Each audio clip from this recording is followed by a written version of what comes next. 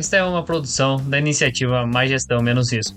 Aproveite o conteúdo e compartilhe para que ele chegue a mais agricultores.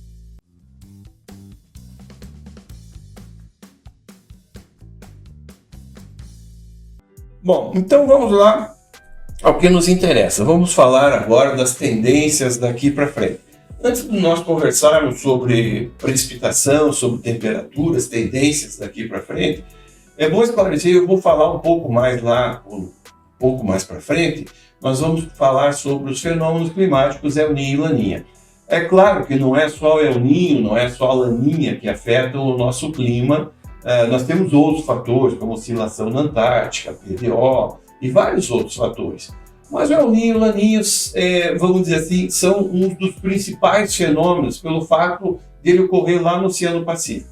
Nós vamos comentar depois sobre isso, mas só para adiantar, nós tivemos aí 3 anos seguidos de um fenômeno chamado Laninha influenciando o nosso clima.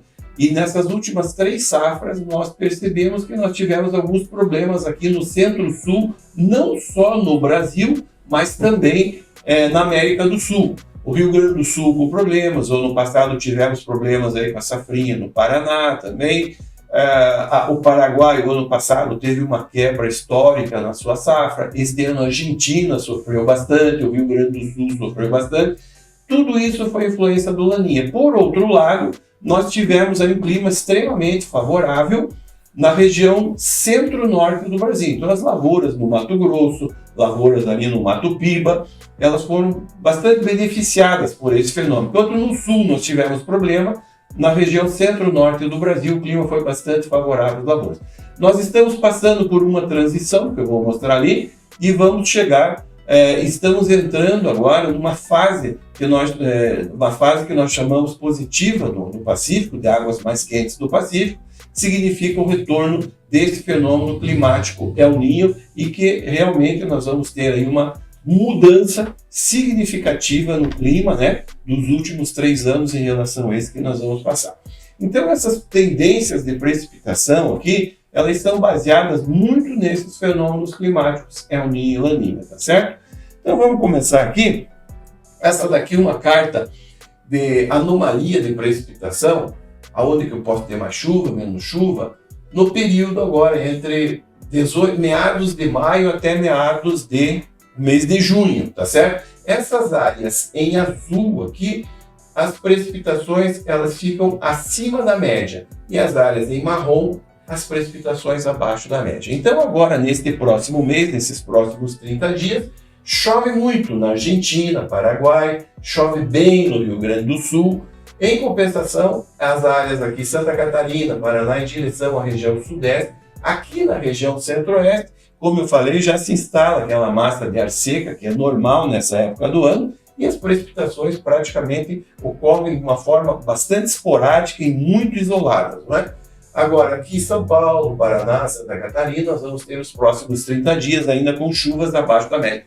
Não é que não vai chover. Nós temos inclusive precipitação, uma frente fria passando por aqui agora, nesse final de semana e no decorrer da próxima semana. Então essa frente fria deve trazer alguma chuva aqui até São Paulo, centro-sul do Mato Grosso do Sul, ainda vai trazer alguma chuva. Só que essas chuvas, como mostra essa carta, devem ficar abaixo da média para a época do ano, né? Indo um pouco mais para frente, nós temos aqui precipitação para o mês de junho agora, mês que vem, não é? Vocês vejam que continua chovendo bem na Argentina, o Rio Grande do Sul chovendo muito bem, tá certo? E Paraná, Santa Catarina, levemente abaixo da média. A região central do Brasil, como nós falamos, essa época do ano praticamente não chove. Então, Paraná, Santa Catarina, deve ter aí um pouquinho, não seria, por exemplo, se chove no Paraná durante o mês de junho 70 milímetros, aqui está mostrando que vai chover aí 50, 60 milímetros. Então, não é que não chova, vai chover, só que fica um pouco abaixo do normal. Agora, o Rio Grande do Sul, sim, aí chove bastante, chove bem acima do normal, não é? Indo um pouco agora mais para frente, a carta aqui do Instituto Nacional de Meteorologia para maio, né? Vamos ver mês a mês. Olha aqui, ó. Maior parte do país, chuva dentro do esperado, que são essas áreas em cinza. Paraná, algumas áreas chove mais, menos, mas no Rio Grande do Sul, Santa Catarina, chovendo bastante. As outras áreas, como nós falamos, praticamente não chove nessa época do ano. No mês de junho, da mesma maneira, como mostrou aquela outra carta, um pouco abaixo da média, principalmente no Paraná, sul do Mato Grosso do Sul, não é? Julho, nós vamos ter também chuvas dentro do normal, dentro do esperado, com exceção do extremo oeste do Paraná, sul do Mato Grosso do Sul, que nós podemos ter um pouco menos de chuva, assim, levemente abaixo do normal. Nas outras áreas, é esperado a quantidade, o volume de chuva para esta época do ano, no mês de julho, não é? Mês de agosto, nós já estaremos nos preparando para o início da nossa próxima safra de verão, não é? Nós teremos aqui, praticamente normal, dentro do esperado. Aqui o El Niño já começa a ter a sua influência, não é? Então as chuvas já voltam ao normal. Aqui no centro-oeste as chuvas vão começar a voltar devagarinho, mais para o final do mês de agosto, pode atrasar um pouquinho as chuvas aqui na região centro-oeste, tá certo? E agora eu vou mostrar aqui por trimestre para os senhores. Junho, julho, agosto, que vai um pouco mais para frente. Então, se nós pegarmos aqui, Brasil como um todo, junho, julho, agosto. A partir de julho e agosto, nós já vamos estar sob, como eu falei, a influência desse fenômeno climático El Niño. Então, neste trimestre, o acumulado nesses 3 meses, vocês vejam que já começa a chover um pouco acima da média aqui na região, dentro do normal e um pouco acima da média. E as áreas mais ao norte do Brasil, já com influência do El Niño, as chuvas diminuem bastante, tá certo? Então, nós vamos ter esta situação. Indo para o trimestre, julho, agosto, setembro, já no início da nossa safra de verão, no início do plantio, senhores vejam que estaremos entre normal e acima da média aqui na região centro-sul do Brasil. E a região sudeste, esta área aqui, mais Minas Gerais, boa parte do Rio de Janeiro, poucas chuvas abaixo da média, mas no geral o Brasil, chuvas dentro do normal, dentro do esperado. Quando nós vamos um pouco mais para frente, agosto, setembro, outubro, região sul do Brasil, sul do Mato Grosso, São Paulo, chuvas dentro da média um pouco acima e as chuvas já diminuem, tá certo? Na região centro-oeste, principalmente Mato Piba, centro-oeste, boa parte da região sudeste, uma diminuição das chuvas, e isso também influência deste El Niño. Indo mais para frente, setembro, outubro, novembro, nós temos aqui chuvas acima da média na região sul do Brasil e chuvas abaixo da média nas áreas mais ao norte da região centro-oeste, no Mato Piba, tá certo? Na região amazônica, também no norte do Brasil, as chuvas diminuem e se concentram mais nessa região centro-sul do Brasil, tá certo? Então, se nós falarmos das culturas, o que interessa para o agricultor? Nós estamos agora já implantadas algumas lavouras de inverno e vamos implementar outras. Nessas áreas mais altas, por exemplo, da região sul do Brasil, as lavouras de trigo são implantadas um pouco mais tarde, ali final de junho, começo de julho, tá certo? Então, o que nos interessa? Final de safrinha. Nós estamos aí terminando as nossas lavouras de safrinha, né? Choveu muito bem, a região centro-oeste está muito bem, praticamente não chove.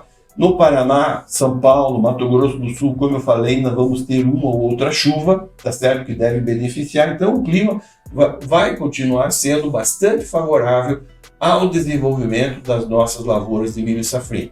Com relação às lavouras de trigo, cevada, lavouras de inverno de uma maneira geral, essas lavouras elas gostam de um clima mais seco. Não que não gostem de água, mas elas gostam de um clima mais seco. Nós vamos ter um clima bastante favorável para essas lavouras de inverno, tá certo? Principalmente trigo, cevada, nessa região centro-sul do Brasil. Essas lavouras, ao longo, tá certo? Seu desenvolvimento vão ter chuva suficiente, vai ser muito bom. O problema que nós vemos é que a nossa primavera, que normalmente já é chuvosa no centro-sul do Brasil, este ano pode ter volumes de chuva, como nós mostramos ali, acima da média. Então, mais dias com chuva, ou seja, um clima mais úmido, principalmente na época da colheita. Isso pode ser aí algum problema. Nós vamos ter um clima excelente para o desenvolvimento das lavouras de inverno, porém, lá na colheita nós poderemos ter um clima mais úmido. Isso também favorece um pouco mais o desenvolvimento de doenças, né? nessas lavouras de inverno, aí, principalmente da metade para o final do ciclo. Esta umidade, esse excesso de umidade, pode trazer um pouco mais de doença para essas lavouras, tá certo?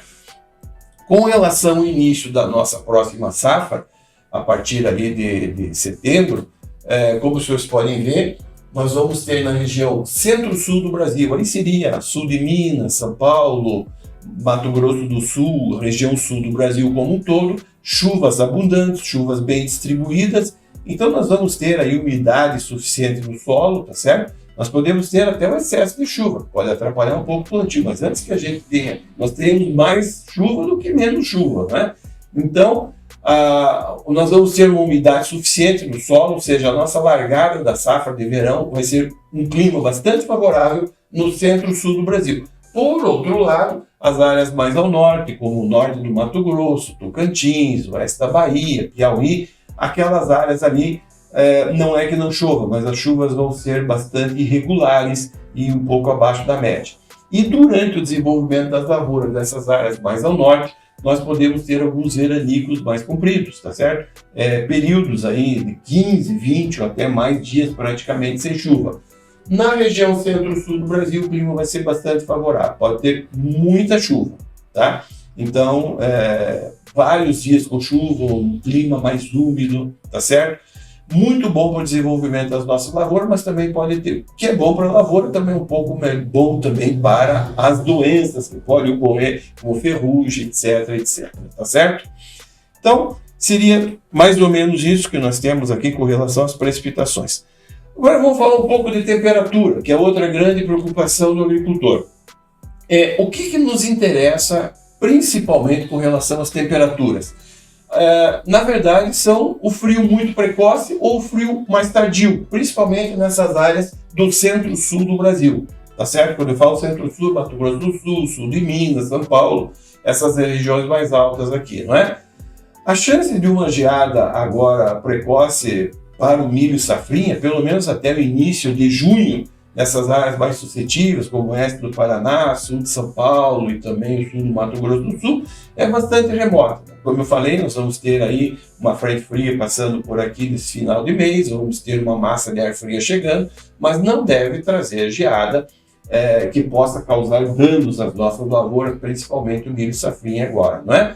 Então, a chance de uma geada no cedo agora, apesar do nosso milho safrinha ter sido plantado um pouco mais tarde, é muito pequena. Não é que não vai acontecer, mas a chance é muito pequena. E geadas tardias. A gente fala de geadas tardias nessas áreas mais altas, principalmente a partir aí do dia 10, 15 de setembro para frente.